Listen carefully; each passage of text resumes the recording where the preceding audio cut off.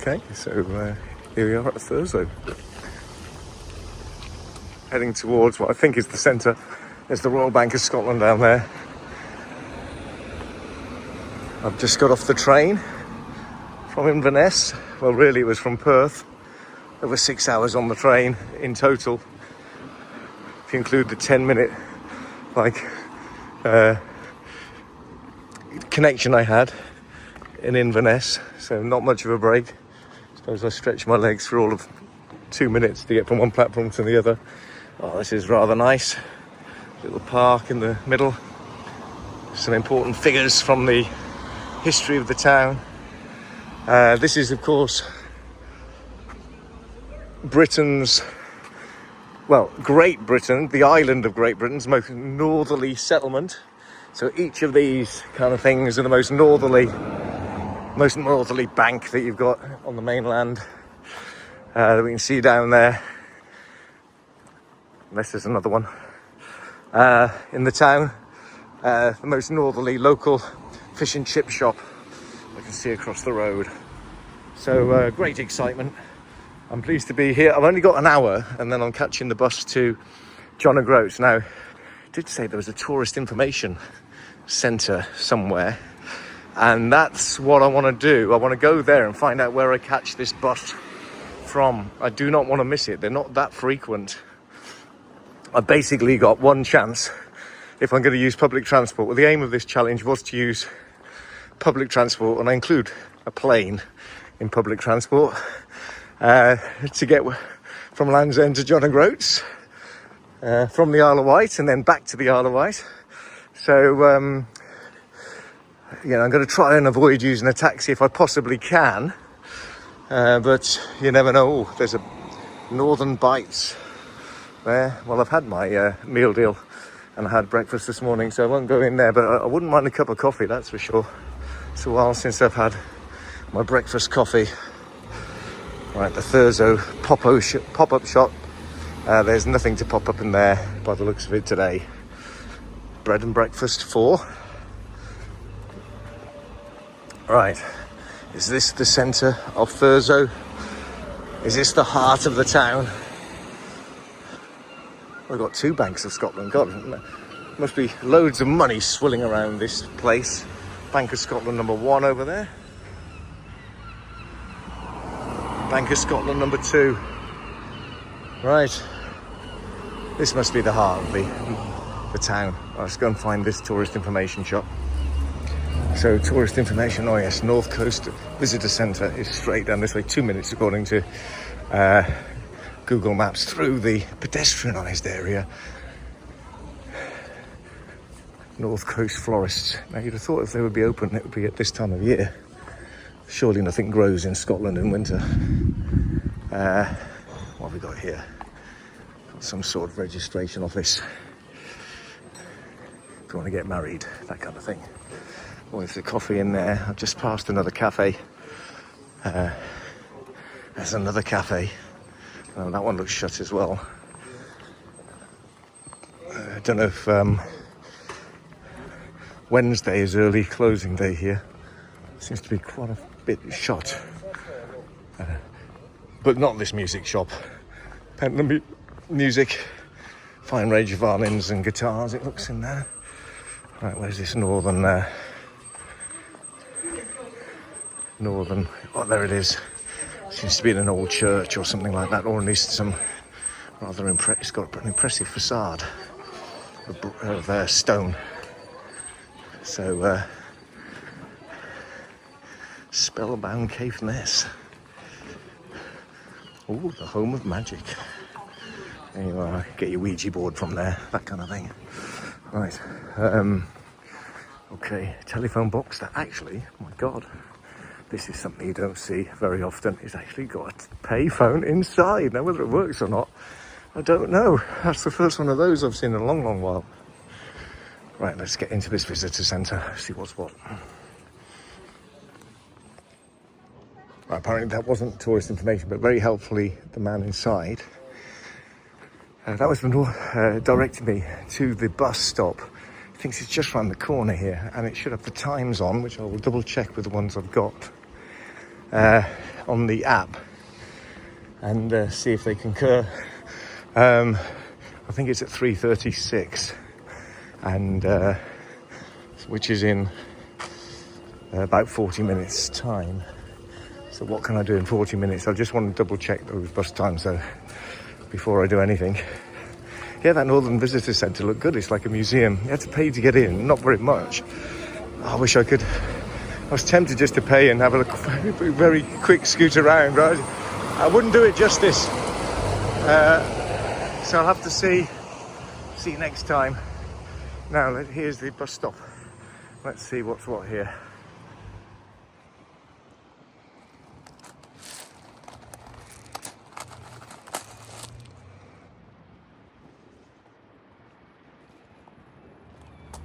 Quarter of an hour to the bus, so I've just got enough time, I think, to nip down to the seafront, have a quick look round, have a quick look at the Orkney Islands, or at least one or two of them, and then nip back to the bus stop. So there, looking west, you have mainland Great Britain, and if I come this way along the beach, there you have mainland Great Britain, and mainland Great Britain over there.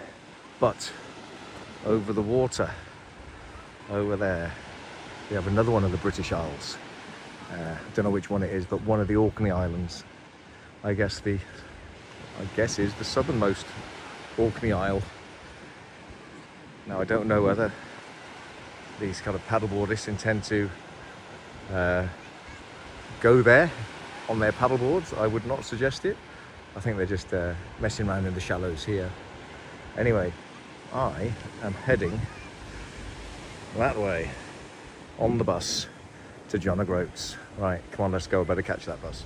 Right, so I've made it onto the bus, heading to John O'Groats, and one of two people on board.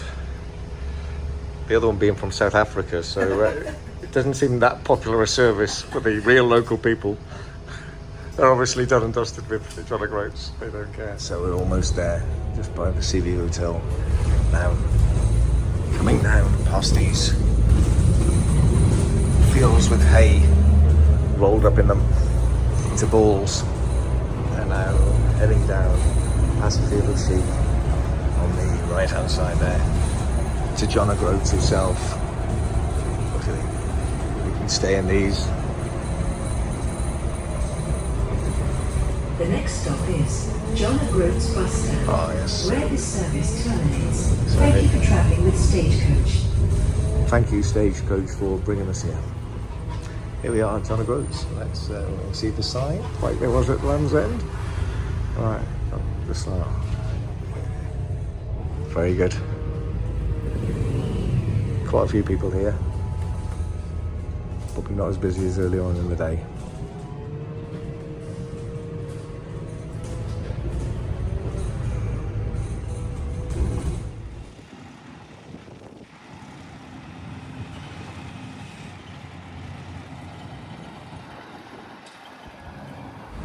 So sadly leaving John O'Groats behind and making our way to Wick,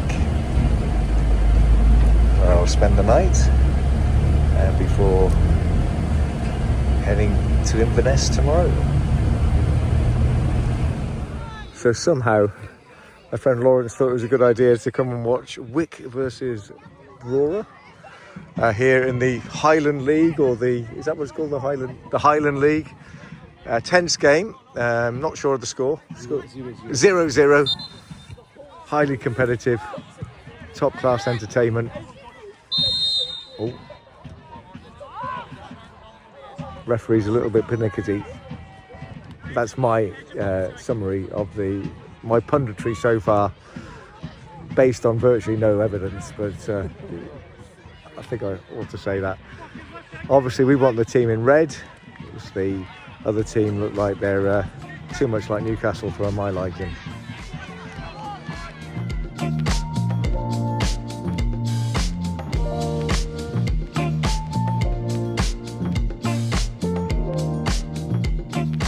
So what does £85 get you here at Wick? Northern Scotland, for a night's stay. Well, quite a nice room, despite the looks on the outside of this establishment, which I will show you in a minute, but, you know, perfectly functional and very clean bathroom, and a very big and nice room with a very, very comfortable bed. I slept solidly last night, you'll be pleased to hear. Yeah, very good. The nicest of the establishments I've stayed in so far, but also the most expensive of the 3 that I've stayed in. Of course, the other 2 nights that I'll be away on this trip, I've had travel and accommodation in one on the trains. All right, so I'll just give you a look out the window and take away the net in here. And we've got Wick Harbour there, which I'm about to go and have a look at. The little bit of blue sky, the sun is out. It's just after 6 in the morning. Time for a little bit of an explore.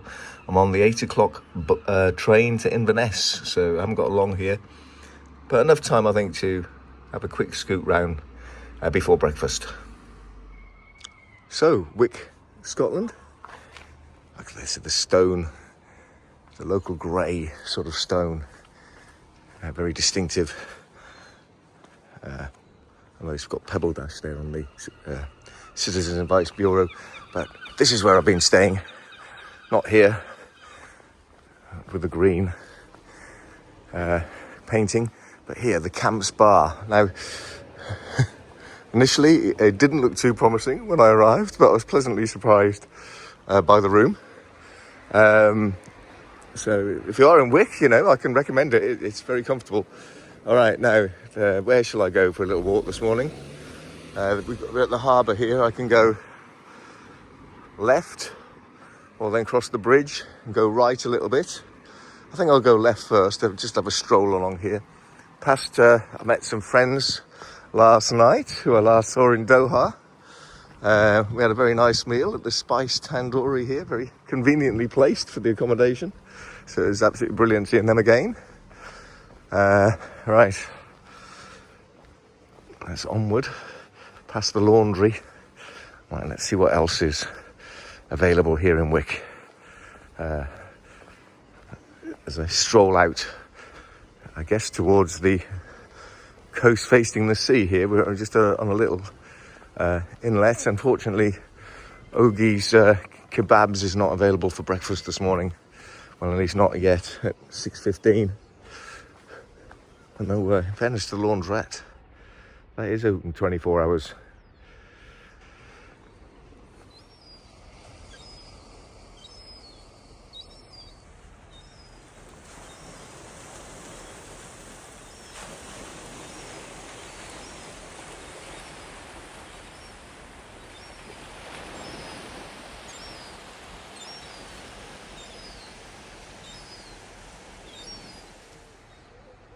.15 a.m. and the sun is bursting through there, the clouds.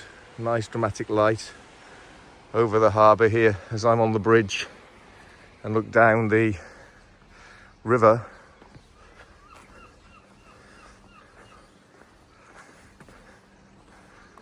There you are. That is the hospital, that big building there,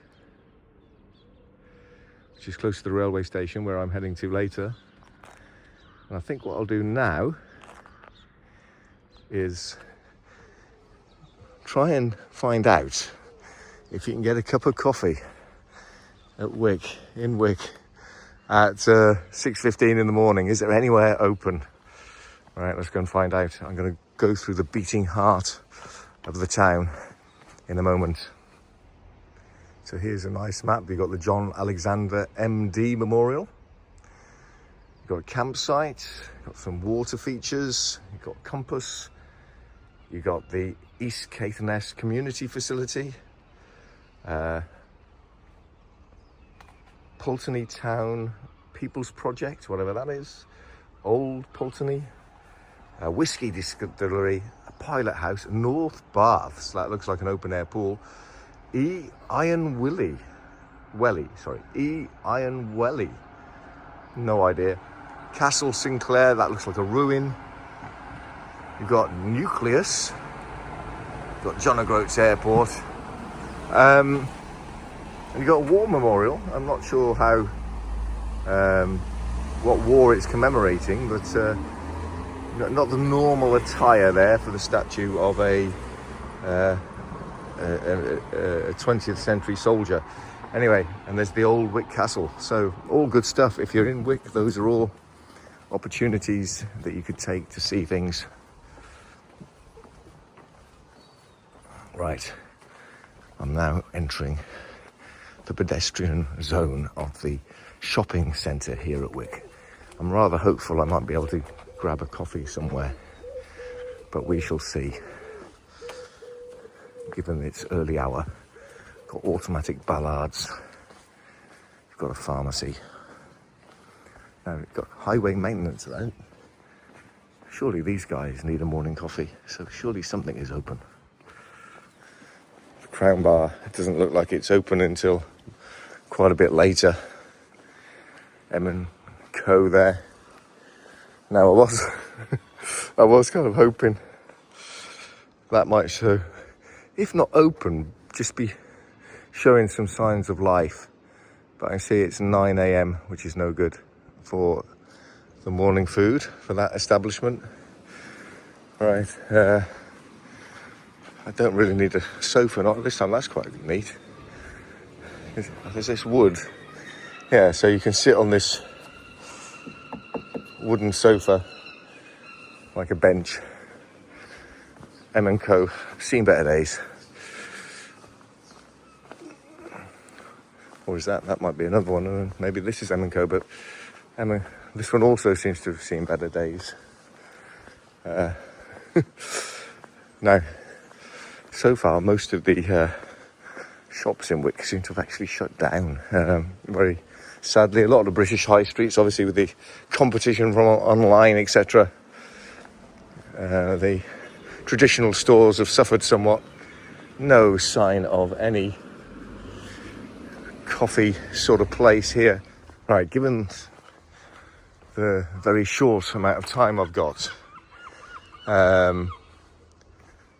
that's just quite interesting. That looks like there might have been an old bridge or something like that, or stepping stones out to the middle. Maybe it went all the way across.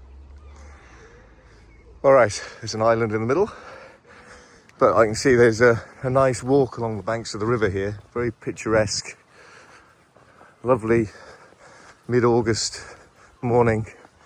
And I think I'll just walk to the footbridge, over the footbridge, then back along the other side of the river, and then start to make my way back to the hotel, ready to have a shower, pack up my stuff and make sure I don't miss that train.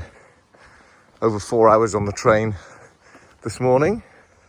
The lower stretches of the Wick River are bordered by both tidal and freshwater marshes and include specialised sedges, reeds, club rushes and wet meadow vegetation. This provides good feeding and shelter for a great variety of wading birds and wildfowl.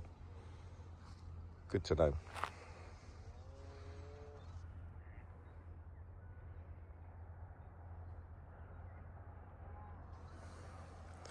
Right, over the bridge. Whoa, look at that. See if I can get a shot of the sun behind the church-like tower there. There you are, that's the position for the shot. Right, let's see if I can take it just with my iPhone.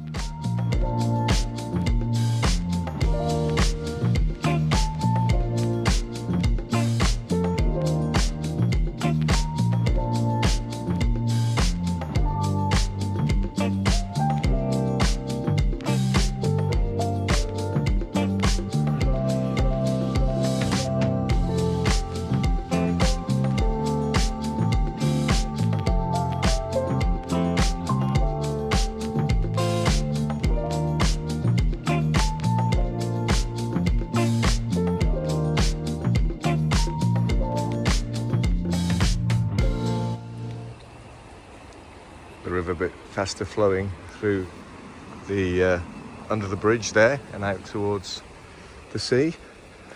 Still no sign of anywhere open that even like a little corner shop or something, you know, like nothing. Certainly no smell of coffee wafting beautifully out into the morning air from anywhere that I've been near.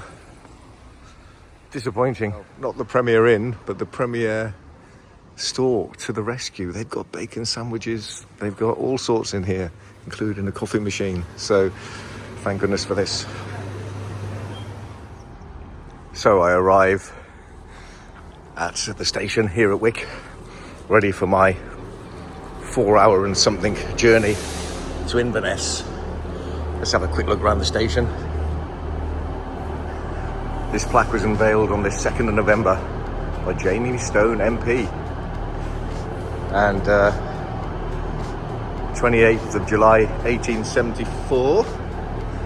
And oh, a nice mural on the wall here, picture. All right, I'm gonna hit the open door and go through and get on the train a bit early.